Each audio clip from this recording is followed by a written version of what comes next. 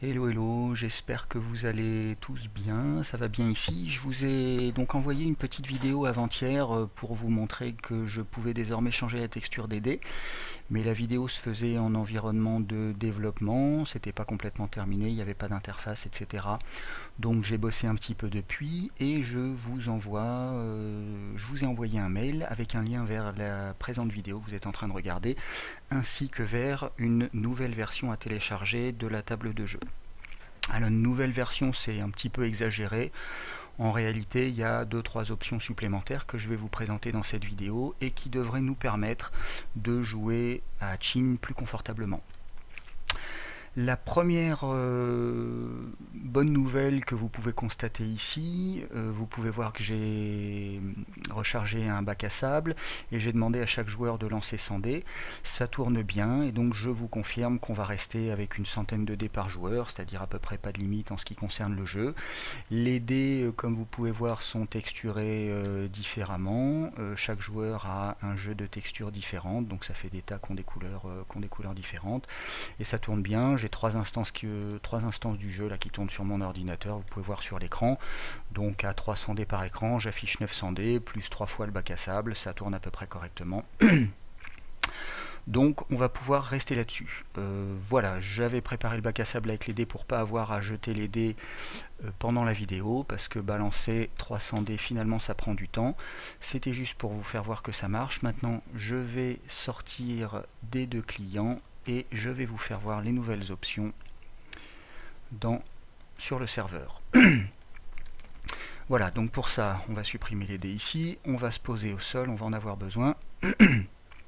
Alors les nouvelles options, elles se trouvent dans la fenêtre du joueur. Si vous vous souvenez des vidéos précédentes, on avait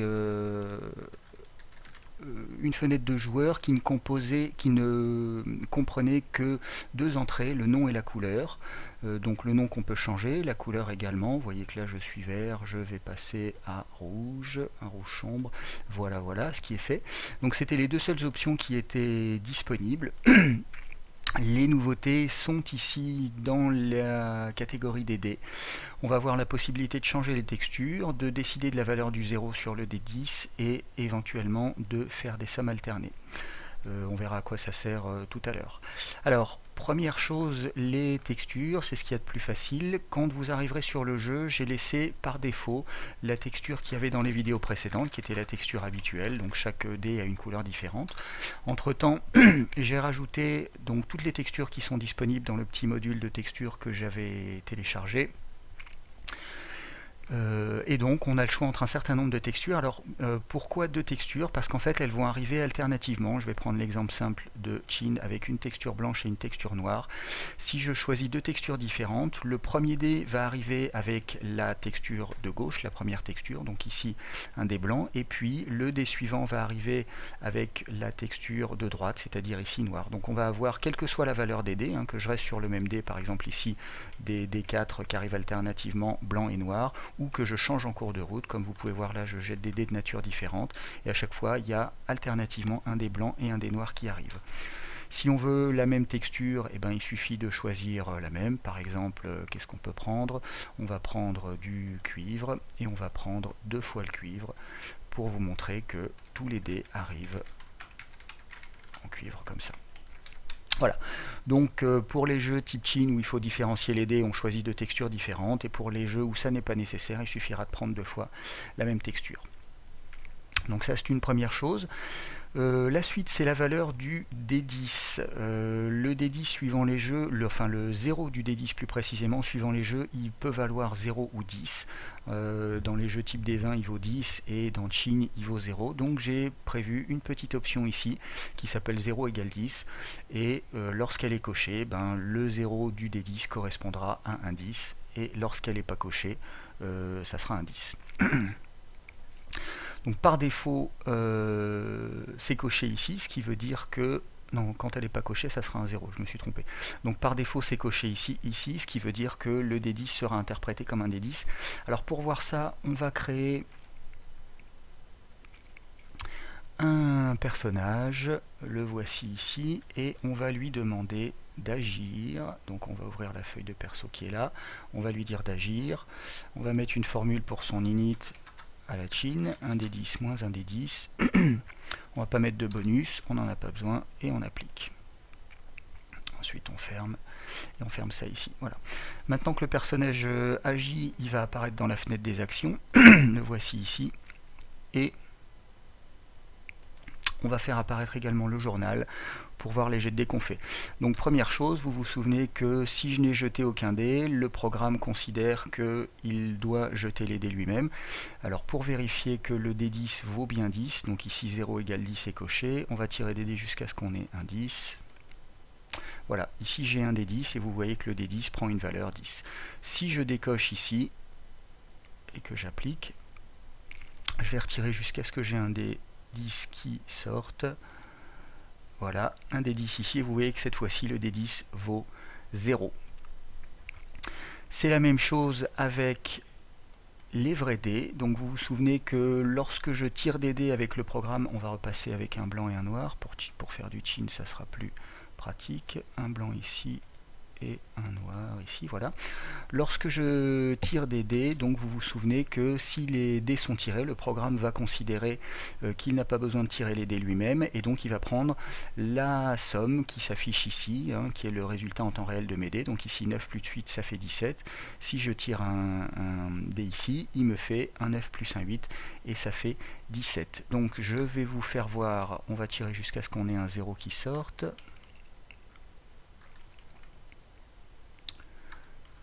On n'a pas de chance. Ça va finir par arriver, forcément. Bah,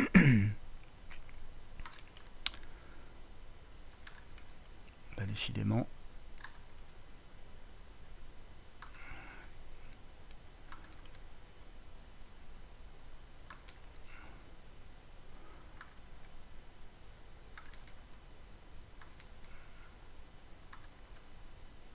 Allons. Quand ça veut pas venir. Hein. Ah, et voilà, on a enfin un des yang blanc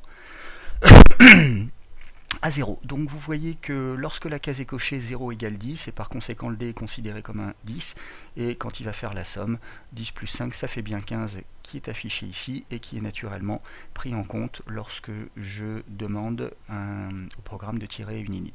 Si je décoche ici, observez bien le 15 qui est là, je décoche, et quand je vais appliquer, il va considérer instantanément que le dé 10 vaut 0, et donc la somme va passer à 5, 0 plus 5. Alors le problème quand on est à chin, c'est qu'on ne veut pas des sommes, ça c'est ce qu'on fait dans tous les autres jeux, mais pas dans chin. Pardon. Dans chin, il nous faut une différence. Le problème, qui est un problème logique dans le programme tel qu'il est fait actuellement, c'est que dans la mesure où les dés que je jette ne sont pas associés à une formule, je jette des dés et lui il fait simplement une somme, le programme ne sait pas analyser s'il doit faire la somme ou la différence de ces dés. On ne peut pas, donc si je fais 2 des 10 moins 5 des 20 plus 3 des 5, etc., le programme ne saura pas à quoi ça correspond, il ne saura pas interpréter ça. Et donc pour compenser, ce que j'ai fait, c'est une petite règle simple, j'ai rajouté une option qui permet de transformer la somme qu'on a actuellement en une somme alternée. Donc pour l'instant, lorsque c'est pas coché, il fait une somme simple, par exemple il prend le premier dé, plus le deuxième, plus le troisième, plus le quatrième, plus le cinquième, etc. Lorsque je vais cocher, au contraire, il va faire une somme alternée, c'est-à-dire qu'il va faire le premier dé, moins le deuxième, plus le troisième, moins le quatrième, donc il va faire des plus et des moins successivement. Donc quand on n'a que 2 dés, ben, ça fait le premier moins le deuxième, ça fait une différence, et c'est ce qui nous intéresse. Donc vous voyez ici, quand je valide, que la somme passe instantanément à moins 5, tout simplement parce qu'il a pris 0, moins 5. Et naturellement, si je lui demande d'afficher ici 0, moins 5, ça me fait bien un différentiel. Donc cette fois-ci, je vais avoir un différentiel, c'est naturellement valable. Si je remets le 0 à 10 ici sur le dé blanc, le dé blanc vient de passer à 10, 10 moins 5, ça fait 5, et ça me fait donc bien ici un différentiel, j'ai pas appuyé, voilà, ça me fait bien un différentiel de 5 ici. Donc vous voyez que sans l'option, ça faisait 0 moins 5, avec l'option ça fait 10 moins 5. Voilà, donc pour ces deux options, voilà comment elle fonctionne. Eh bien, je crois que c'est tout. Alors, par défaut, quand on arrivera sur le jeu... Ah, il y a la sauvegarde qui est en train de nous bouffer l'écran. C'est la sauvegarde automatique. Ça fait probablement 10 minutes que je parle. Ou pas loin. J'ai lancé le jeu un petit peu avant de commencer la vidéo pour le préparer.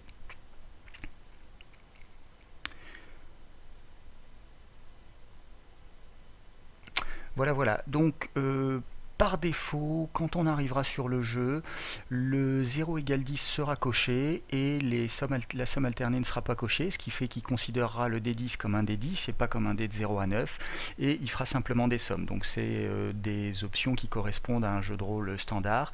Donc quand on fera du chin, il faudra bien penser en début de partie à venir décocher cette case-là et cocher celle-ci pour passer en mode chin, c'est-à-dire le 0 vaut 0 sur le D10 et la somme est alternée, ce qui nous permet de calculer des différentiels ici. Et donc vous voyez que maintenant, si je jette 2 dés, alors maintenant je refais des 0, et maintenant un équilibre, et encore un 0, décidément, voilà, 5 et 2.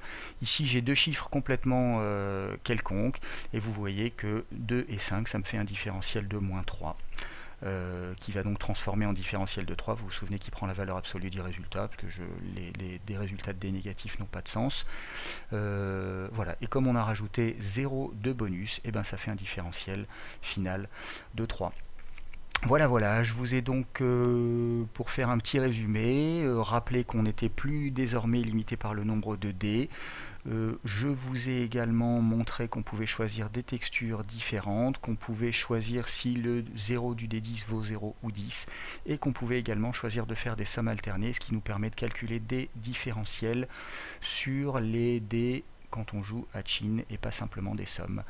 Voilà, voilà, je vais arrêter la vidéo ici, hop, on va quitter le jeu et couper la vidéo. À bientôt à tous, sans doute demain sur TeamSpeak, avec plaisir. Ciao.